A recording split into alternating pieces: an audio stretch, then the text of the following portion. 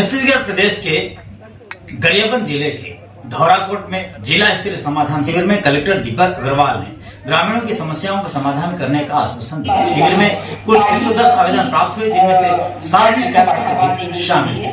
सभी प्रकरणों को प्राथमिकता से हल करने के बाद कलेक्टर ने शिविर में विधायक जनक ध्रुव, पूर्व सचिव और विधायक गोवर्धन मांझी तथा पूर्व विधायक डमरूधर पुजारी ने भी अपनी उपस्थिति दर्ज कराई।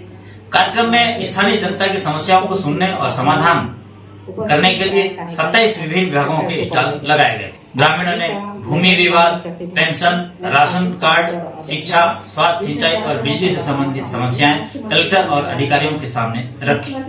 मौके पर समस्याओं का त्वरित समाधान किया गया, जबकि अन्य मामलों को शीघ्र निपटाने के लिए संबंधित विभागों को निर्देश दिए गए।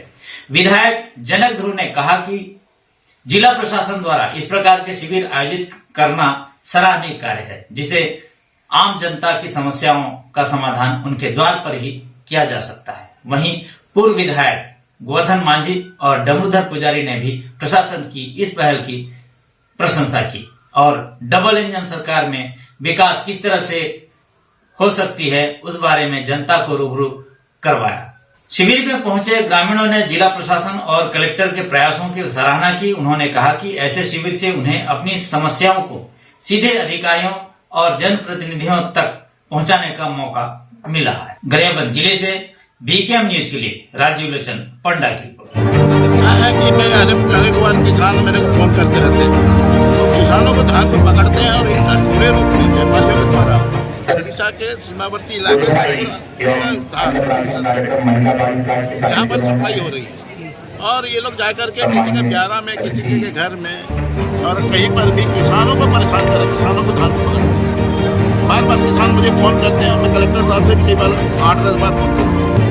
मैं इसलिए कहा कि ये जो समस्या है हमारे किसानों की, उनके ब्यारा में, उनके घरों में जाकर के आप धान को पकड़ रहे हैं और जो खुले रूप में आ रहा है 50 गाड़ी मिनिमम मैं कह सकता हूँ उड़ीसा के पर डे 50 गाड़ी धान मेटाडोर या आपके 10 चक्के की गाड़ियों में सकती है।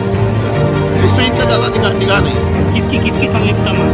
अब वो पूरे यहाँ पर एसडीएम यहाँ पर संलिप्त हैं, तहसीलदार संलिप्त हैं, सभी वो पूरे रूप में आ रहे हैं, जबकि विभाग में फेलियर लगा है। आने वाले समय से सीएम से शिकायत करेंगे।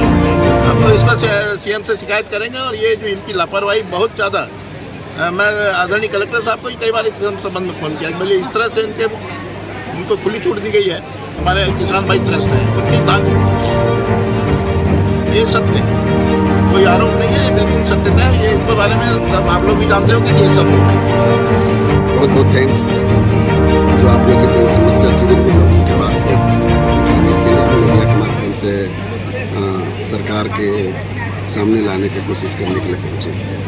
एक आरोप लगाया कि जन समस्या निवारण शिविर में समस्या जब की तरफ है। निश्चित रूप से मैं पिछले 1 साल से देख रहा हूँ विभिन्न जन समस्या शिविर में गया, उसके बाद भी चाहे DL की बात हो, हर मंगलवार को DL की बैठक होती है। मैंने जो भी बात मंच में बोला सच्चाई है उसमें, और जिस प्रकार से विभिन्न विभागों द्वारा अपने विभाग के ढेर सारी योजना है उसको उपलब्धि बताते हैं और उपलब्धि का अंतिम छोर के लोगों का इम्प्लीमेंट नहीं। तो मैं चाह रहा हूँ कि जो जन समस्या शिविर के माध्यम से जो बात बताई जाती है विभिन्न विभागों की उपलब्धि के बारे में और अंतिम छोर के लोगों को जो बात जो पहुँचनी चाहिए, उनकी योजनाओं का लाभ मिलना चाहिए, वो शायद नहीं मिल पा रहा है।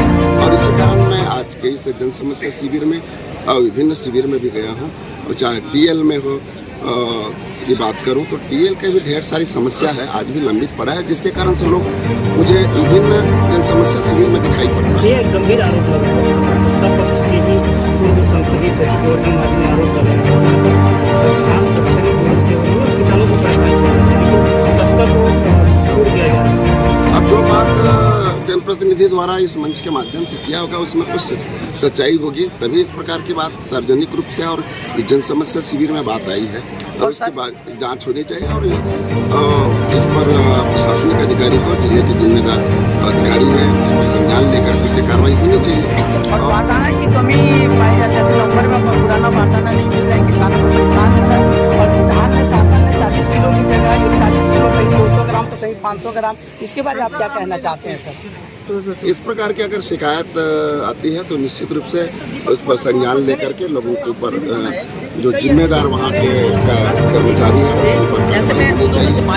और हमारे पास इस प्रकार की कार्रवाई के लोगों के माध्यम से उस समस्या का निदान करने की कोशिश करेंगे। जो भी आवेदन उनको विभागों में बांटा गया है, विभाग उसका निराकरण अभी देखेंगे कौन कौन सा मौके पर हो सकता है, कौन कौन सा बाद में निराकरण हो सकता है। क्योंकि कुछ जो है तत्कालिक अब निराकरण हो सकते हैं, कुछ आवेदन ऐसे होते हैं जिनका तत्काल आपको मान लीजिए किसी ने पीएम आवास के लिए मांगा है, तो पीएम आवास में देखना पड़ेगा उसका नाम है कि नहीं है। यदि है तो हो सकता है सेंक्शन हो गया हो, या सेंक्शन नहीं हुआ हो तो हो सकता है सेंक्शन होने वाला हो। तो ये सब चीज़ें, कुछ आवेदन जो है तत्काल निराकरण हो सकते हैं, कुछ आवेदन जो है समय लगता है। तो अभी सभी लोग परीक्षण कर रहे हैं और अब एक एक विभाग यहाँ पर अपने अपने आवेदनों का निराकरण बताएगा। सर अभी लेकर जो बातें रखी है उसके आपकी क्या प्रतिक्रिया है? देखिए मैंने जो भी कहना था मैंने मंच पे कह दिया है, आप लोगों ने सभी ने उसको सुन लिया है, ठीक है। सर मैं अभी क्या है कि किसानों का सबसे बड़ी समस्या है सर, जिसमें से धान खरीदने में कहीं बारदाना का समस्या है। देखिए बाद आने का समस्या था कौन समय नंबर में सर। मेरी बात सुनिए, मिलर जो हड़ताल में थे, मिलर के साथ कुछ इशू उनके जो मिलिंग पेमेंट के संबंध में शासन से उनकी बातचीत चल रही थी, वो निराकरण हो गया है और हमारे यहाँ सभी जगहों पर धान बारदाना पहुँच गया है। मिलर की जो हड़ताल जो है खत्म हो चुकी है, मिलर अभी एग्रीमेंट करा रहे हैं और 1-2 दिन में मिलर द्वारा धान भी उठाव करना चालू कर दिया जाएगा। सर